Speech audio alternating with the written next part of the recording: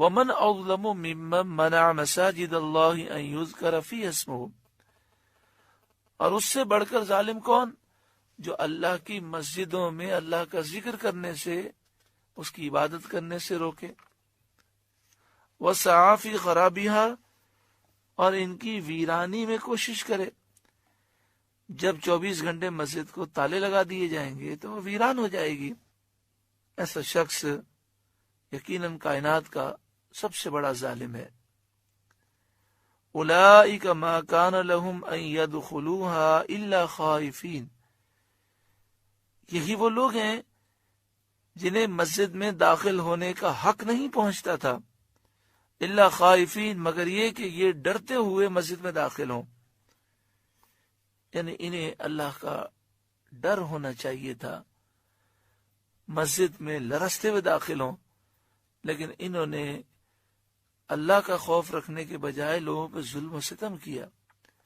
لہم فی الدنیا خزی، ان کے لیے دنیا میں رسوائی ہے، وَلَهُمْ فِي الْآخِرَةِ عَذَابٌ عَظِيمٌ، اور ان کے لیے آخرت میں بڑا عذاب ہے۔ وَلِلَّهِ الْمَشْرِقُ وَالْمَغْرِبُ، اور اللہ ہی کے لیے مشرق اور مغرب ہے۔ فَأَيْنَمَا تُوَلُّوا فَثَمَّ وَجْهُ اللَّهِ، تو تم جدھر منہ کرو ادھر وجہ اللہ ہے، اللہ کی رحمت تمہاری طرف متوجہ ہے۔ اس کے شان نزول میں کئی اقوال ہیں۔ ایک قول یہ ہے کہ صحابہ کرام رسول کریم صلی اللہ علیہ وآلہ وسلم کے ساتھ ایک اندھیری رات سفر میں تھے، قبلے کی جہت معلوم نہ ہو سکی، ہر شخص نے جس طرف اس کا دل جمع، جس طرف اس کے دل نے رہنمائی کی، اس نے نماز پڑھی۔ صبح کو سید عالم صلی اللہ علیہ وسلم کی خدمت میں حال عرض کیا تو یہ آیت نازل ہوئی۔ اس سے معلوم ہوا کہ جہت قبلہ، قبلے کی سمت معلوم نہ ہو سکے تو جس طرف دل جمے کہ یہ قبلہ ہے، اسی کی طرف منہ کر کے نماز پڑھے۔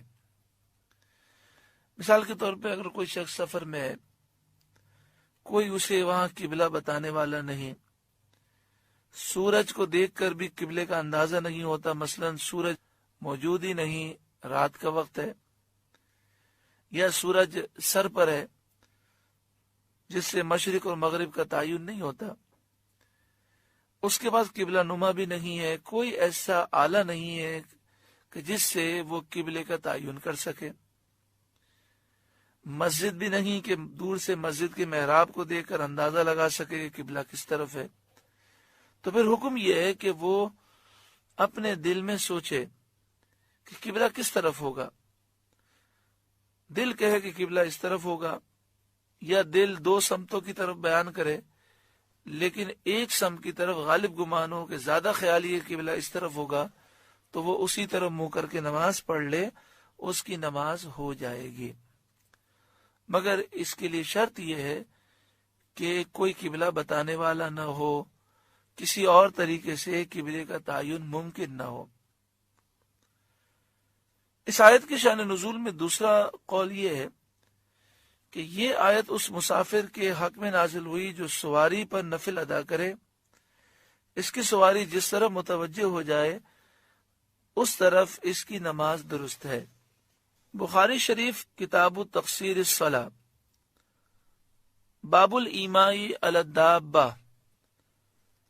کان عبداللہ بن عمر یصلی فی السفر علی راحلتہ، حضرت عبداللہ بن عمر رضی اللہ تعالی عنہما سفر میں اپنی سواری پر نفل نماز ادا کرتے، اینما توجہت بہ یؤمی، جس طرف سواری جا رہی ہوتی اسی طرف آپ منہ کرتے اور اشارے سے نماز ادا کرتے۔ وذکر عبداللہ ان النبی صلی اللہ علیہ وآلہ وسلم کان یفعلہ، حضرت عبداللہ بن عمر رضی اللہ تعالی عنہما نے ذکر فرمایا کہ نبی کریم صلی اللہ علیہ وآلہ وسلم بھی اسی طرح کیا کرتے تھے۔ اب یہاں چند مسائل سیکھ لیں، آپ کو بہت فائدہ ہوگا انشاءاللہ تعالی۔ ایک تو یہ کہ یہ حکم شہر کے باہر ہے، جب کوئی شخص اپنے شہر سے باہر نکلے اور مسافر ہو جائے تو شہر سے باہر اسے اجازت ہے کہ وہ اس طرح سواری پر نفل نماز اشارے سے پڑھ سکتا ہے۔ دوسرا مسئلہ، یہ حکم نفل کے لیے ہے اور سنت غیر موقدہ کے لیے ہے، اور فجر کی سنتوں کے علاوہ دیگر سنت مؤکدہ کے لیے ہے۔ یعنی مسافر سواری پر فجر کی سنتیں اور فرض اور وطر یہ چلتی ہوئی سواری پر یعنی گاڑی میں، بس میں یا ٹرین میں ادا نہیں کر سکتا۔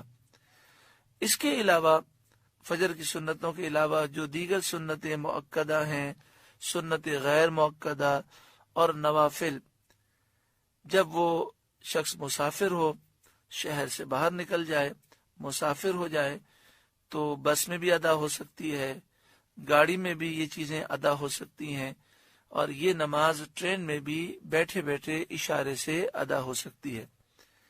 جس طرف ٹرین جا رہی ہے اس طرف منہ کر کے بیٹھے بیٹھے اشارے سے نماز ادا کی جا سکتی ہے۔ امید ہے کہ یہ مسئلہ انشاءاللہ یاد رہے گا۔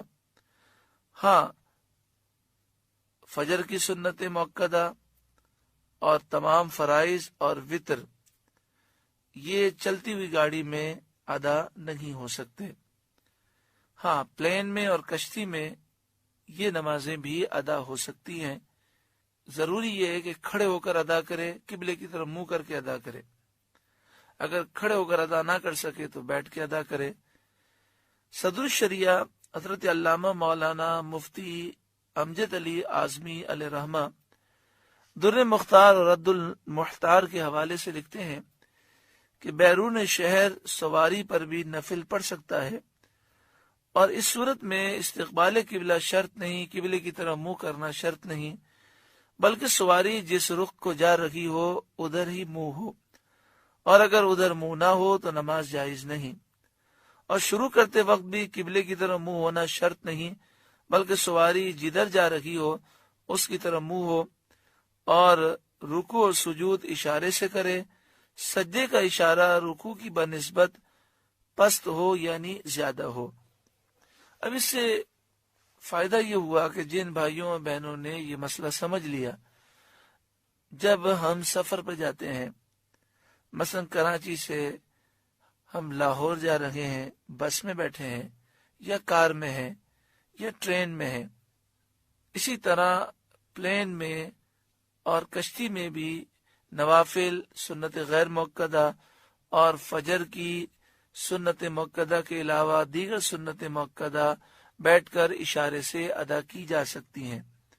کہ جسے نوافل پڑھنے کا شوق ہو، جسے صلاۃ التسبیح پڑھنی ہو اور اس کا وضو موجود ہو تو وہ کئی نوافل ادا کر سکتا ہے۔ ہمارے اساتذہ میں سے ایک استاد محترم تھے، ان کا وصال ہو گیا، اللہ تعالیٰ ان کی مغفرت فرمائے، مفتی عبد الکریم سعیدی رحمت اللہ تعالی علیہ۔ آپ فرماتے ہیں کہ ہمارے استاد محترم جب ٹرین میں سفر کرتے اور ٹرین جیسے ہی شہر سے باہر نکلتی تو آپ سیٹ پر اشارے سے نفل شروع کر دیتے، اور جب تک آپ ٹرین میں بیٹھے رہتے مسلسل نوافل پڑھتے رہتے، اور پھر بعد میں یہ فرماتے کہ چونکہ ہر وقت درس و تدریس سے تعلق ہے، کتابیں پڑھنی ہوتی ہیں، پڑھانی ہوتی ہیں، تو نوافل پڑھنے کا وقت اتنا ملتا نہیں ہے، تو میں جب ٹرین میں ہوتا ہوں، سفر میں ہوتا ہوں، تو نوافل کی کثرت کرتا ہوں تاکہ ہمیں بھی نوافل کی کثرت کا ثواب مل جائے۔